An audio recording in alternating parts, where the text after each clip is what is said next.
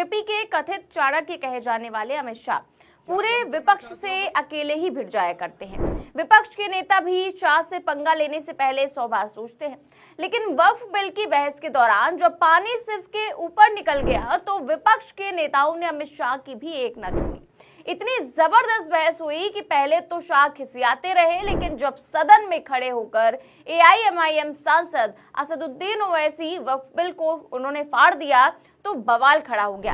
आपको बता दें कि आधी रात 2 बजे तक चली बहस के बाद वक्फ बिल लोकसभा से तो पारित हो चुका है, लेकिन राज्यसभा में पेच फंस गया है। वक्फ board bill Bharatiya Janata party काफी लंबे समय से लाने की कोशिश कर रही है और इस वक्त ये मामला बहुत ज्यादा गरमाया हुआ है। लोकसभा के अंदर ये बिल पूरी तरह से पास हो चुका है तो गोदी मीडिया ने हल्ला मचाना शुरू कर दिया कि बिल पास हो गया, बिल पास हो गया। लेकिन मैं आप लोगों को बता दूं, बिल अभी पूरी तरह से पास नहीं हुआ दोस्तों। राज्यसभा के अंदर आकर पूरी तरह से पेच जो है फंस चुका है और भारतीय जनता पार्टी की गृह मंत्री अमित शाह की, प्रधानमंत्री नरेंद्र मोदी जी की गले की फांस बन चुका है कि आखिर अब होगा तो क्या होगा। क्योंकि जिस तरह से सदन के अंदर यहाँ पर असदुद्दीन ओवैसी साहब के तेवर देखने को मिले हैं, अखिलेश यादव ने जिस तरह से विरोध किया दोस्तों, वो तस्वीरें मैं आप लोगों के संग शेयर करूंगा और किस तरह से जनता सड़कों पर उतरी हुई है। और एक दफे पहले भी भारतीय जनता पार्टी को अपने घुटने टेकने पड़ गए थे और अपना बिल वापस लेना पड़ गया था। वो क्या मामला था वो भी मैं आप लोगों के सामने रखूंगा। हमारे साथ वरिष्ठ पत्रकार मौजूद है, आप पहले उनकी इस रिपोर्ट को देखिए। नमस्कार, आप देख रहे हैं 4 PM और मैं हूं आपके साथ निधि तिवारी। बीजेपी के कथित चाणक्य कहे जाने वाले अमित शाह पूरे विपक्ष से अकेले ही भिड़ जाया करते हैं। विपक्ष के नेता भी शाह से पंगा लेने से पहले 100 बार सोचते हैं, लेकिन वक्फ बिल की बहस के दौरान जब पानी सिर के ऊपर निकल गया तो विपक्ष के नेताओं ने अमित शाह की भी एक न छोड़ी। इतनी जबरदस्त बहस हुई कि पहले तो शाह खिसियाते रहे, लेकिन जब सदन में खड़े होकर एआईएमआईएम सांसद असदुद्दीन ओवैसी वक्फ बिल को उन्होंने फाड़ दिया तो बवाल खड़ा हो गया। आपको बता दें कि आधी रात 2 बजे तक चली बहस के बाद वक्फ बिल लोकसभा से तो पारित हो चुका है, लेकिन राज्यसभा में पेच फंस गया है। राज्यसभा के अंदर पूरी तरह से फंस चुका है, बिल अभी पास नहीं हुआ, समझ रहे हो। और सदन में खड़े होकर धमकाने लगे, आपको बयान सुनाएंगे। और सड़कों पर उतरे मुस्लिम संगठनों ने नीतीश नायडू को क्या धमकी दी है उस पर भी आएंगे, लेकिन सबसे पहले आप खबर देखिए प्रभात क्या कहा गया है। इसमें लिखा है कि मुस्लिम संगठनों ने नीतीश नायडू सहित चंद्रबाबू नायडू को दी धमकी, विरोध करो नहीं तो जैसे ही वक्फ बिल लोकसभा से पास हुआ, मुस्लिम संगठनों ने मीटिंग बुलाई है और आज राज्यसभा में बिल के पेश होने से पहले जबरदस्त विरोध प्रदर्शन करने का ऐलान किया है। तस्वीरें आप देख सकते हैं कि कैसे स्थिति को भांपते हुए जगह जगह पर अलर्ट लगा दिया गया है और यहाँ पर बात सिर्फ सड़क की ही नहीं, सदन की भी है। लोकसभा में भले ही वक्फ बिल बहुमत के साथ पारित हो गया हो, लेकिन इस बिल के पास होने के साथ ही नीतीश नायडू की राजनीति भी पूरी तरह से फेल होती हुई नजर आ रही है। जब से बिल का प्रस्ताव आया है तब से मुस्लिम संगठनों को अगर सबसे ज्यादा किसी से उम्मीद थी तो वो है नीतीश और नायडू, लेकिन अब इन दोनों का चेहरा बेनकाब हो चुका है। वक्फ बिल पर टोटल 520 वोट डाले गए, जिनमें से 288 पक्ष में और 232 वोट विपक्ष में पड़े। विपक्ष ये पहले से ही जानता था कि नंबर गेम में बीजेपी जीत जाएगी, लेकिन फिर भी इंडिया गठबंधन ने हार नहीं मानी। पहले तो अखिलेश यादव ने अमित शाह को मुंह पर बेइज्जत किया और फिर ओवैसी ने तो बिल को ही फाड़ कर फेंक दिया। एक तरफ बिल फटा, दूसरी तरफ अमित शाह फट पड़े। जी हाँ, शाह चीखने लगे, चिल्लाने लगे और अपने पुराने तेवर में खड़े होकर धमकाने लगे। तो ऐसा क्या हुआ कि अमित शाह अपना आपा खो बैठे। आपको शाह का बयान सुनाएंगे, लेकिन पहले ओवैसी ने कैसे धज्जियां उड़ा दी हैं, बयान सुनिए। महात्मा गांधी ने कहा था कि ये मेरा कॉन्शियंस उसको मानता नहीं, मैं इस कानून को कबूल नहीं करता हूं। तो महात्मा गांधी ने क्या किया, उन्होंने उस कानून को फाड़ दिया। तो मैं गांधी की तरह इस कानून को फाड़ता हूं। ये अनकॉन्स्टिट्यूशनल है सर। इस देश में झगड़े पैदा करने का काम बीजेपी करना चाहती है। बिल्कुल ये सही बात है, झगड़े पैदा करने की कोशिश की जा रही है। मैं इसका कंडेम करता हूं। वैसे तो गृह मंत्री अमित शाह ने खुद भाजपाई सांसदों को आदेश पारित किया था कि वक्फ बिल की चर्चा के समय भड़कना नहीं है।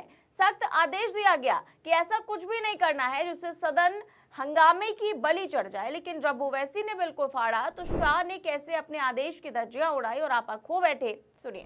और मान्यवर, यहाँ एक सदस्य ने तो कह दिया, माइनॉरिटी इस कानून को स्वीकार नहीं करेगी। क्या धमकाना चाहते हो भाई? संसद का कानून है, सबको स्वीकार करना पड़ेगा। स्वीकार नहीं करें है? कैसे बोल सकते हैं कोई? हम कानून को स्वीकार नहीं करेंगे।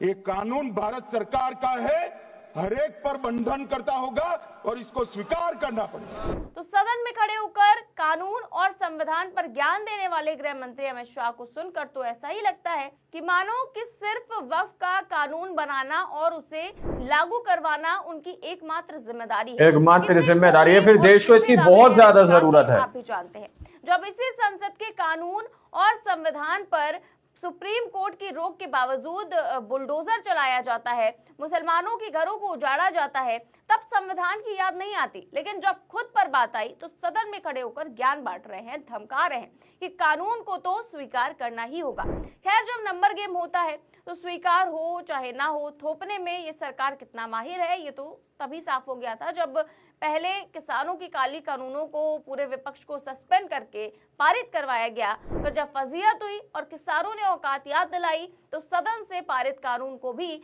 वापस लेना पड़ गया। कानून वापस लेना पड़ गया था। कृषि कानून जो किसानों के लिए लाया गया था, किसानों ने ईंट से ईंट बजा दी थी सरकार की। कितना लागू होगा ये देखने वाली बात होगी, क्योंकि नायडू ने तो कह दिया है कि वक्फ बिल में जो मुसलमानों के लिए हितकारी होगा उसे लागू किया जाएगा और 2025 के पहले की वक्फ संपत्तियों पर ये कानून लागू नहीं होगा। और हर कोई अपना पेच फंसा रहा है और इन सब के बीच आज बिल पर फिर बहस होगी। आपको बता दें कि लोकसभा से पारित हो चुका बिल अब राज्यसभा में पेश होगा और राज्यसभा की अगर बात करें तो बीजेपी की हालत पहले से ही खराब है। ऐसा क्यों है, इसके लिए फटाफट से राज्यसभा के सदस्यों का गणित बता देते हैं। तो राज्यसभा में कुल सदस्य हैं 236, बहुमत है 119 का।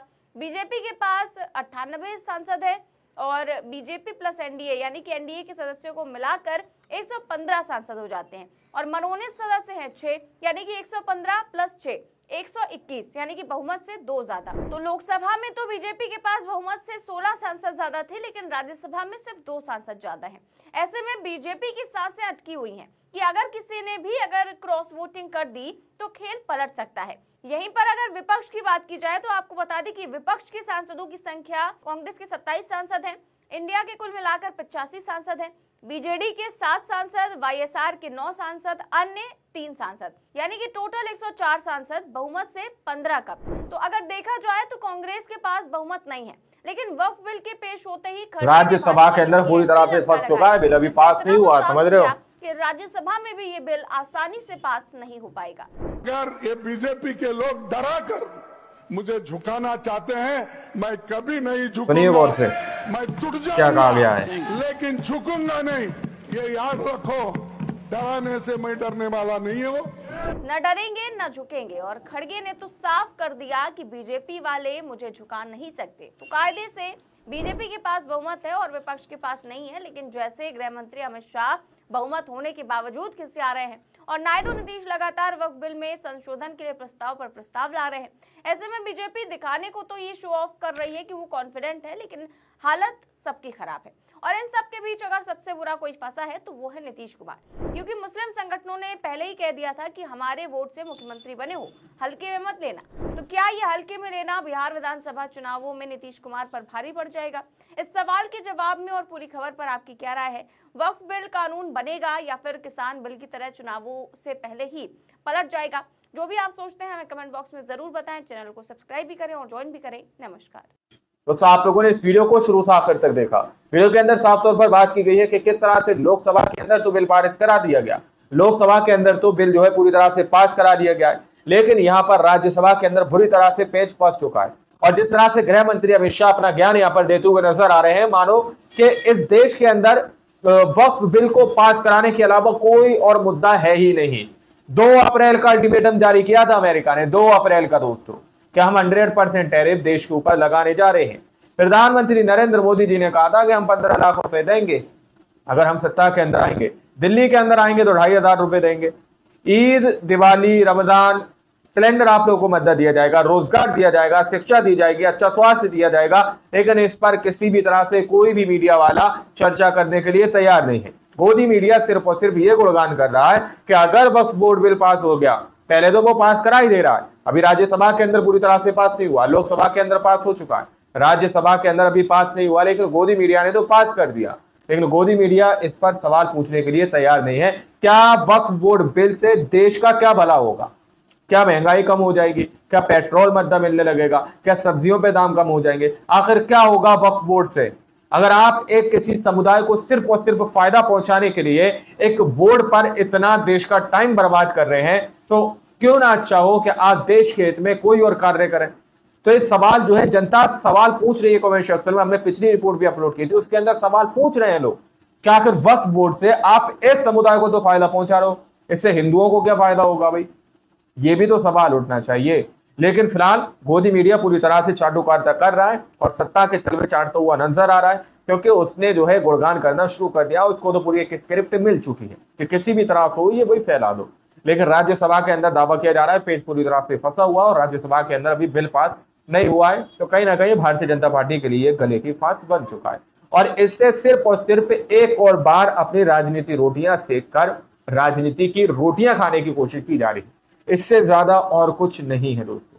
बाकी आप लोगों ने इस पूरी रिपोर्ट को देखा सुना, आप लोग इस रिपोर्ट के बारे में क्या सोचते हैं, क्या समझते हैं, अपनी राय कमेंट सेक्शन में जरूर दीजिएगा। सच्ची बक्की खबरें देखने के लिए आप चैनल को सब्सक्राइब कर सकते हैं। मिलता है अगले वीडियो में, जब तक के लिए जय हिंद जय भारत।